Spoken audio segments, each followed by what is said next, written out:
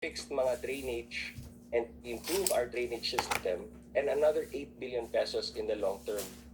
Hindi mo pwedeng sabihin saka na sa after 2029 na kasi yun yung term ko eh. And I've been trying to say that sa lahat ng mga tao na humihira sa akin po, I say, hanggang 2029 pa ang term ko sa CSC. But they always say, hindi kami makapaghintay. Can you come home now? Okay. So ang tanong ko, sinasabi mo ba, Carlo, na pabayaan ng mga Duterte itong problema ng pagbaha sa Davao kaya lumala? Because when you think about it, Rodrigo Duterte was a former president. He had all the power, influence. He controlled the coffers. He could have done it. Napabayaan ba yun? I really can't speak to that. But what I do know is there are funds in Davao City. You have the local development fund.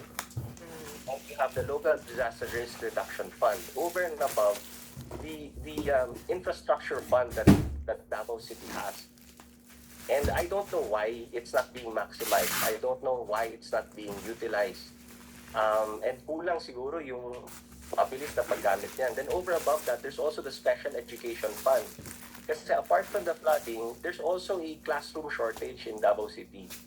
But we have the special education fund, and that's yearly, and that's something that can be used and maximized. But I don't understand why the special education fund is not being maximized to build more classrooms and to provide for the needs ng mga school children here in Davao City. So that's also another problem that I think can be fixed. It's a fixable problem. There's a solution to that.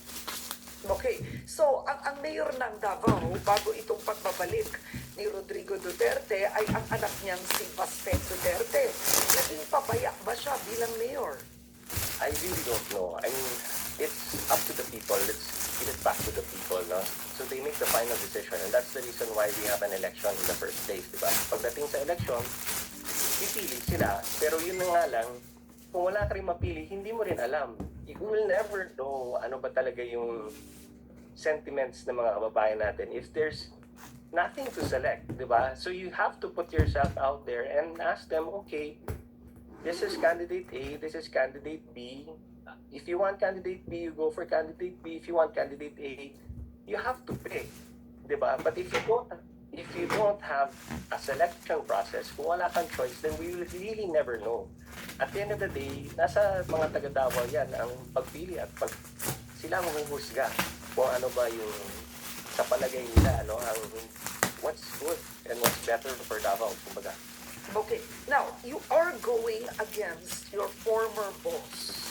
Pwede ka makaapusakan ng walang utang na loob, betray Duterte, because just let me give a bit of history here.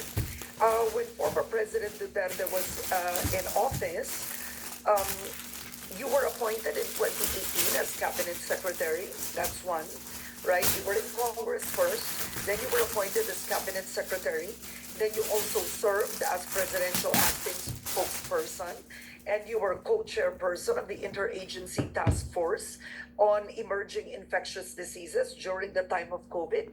And it was Duterte who appointed you in March 2022 as the chairperson of the Civil Service Commission.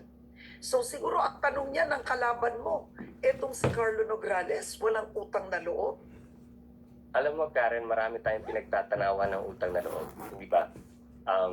Utang na loob natin sa ating magulang, ang pagbayad natin dyan is maging mabuting anak.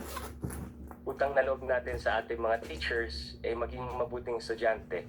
Utang na loob sa nagbigay sa atin ng pagkakataon ng magtrabaho ay magtrabaho tayo ng mahusay.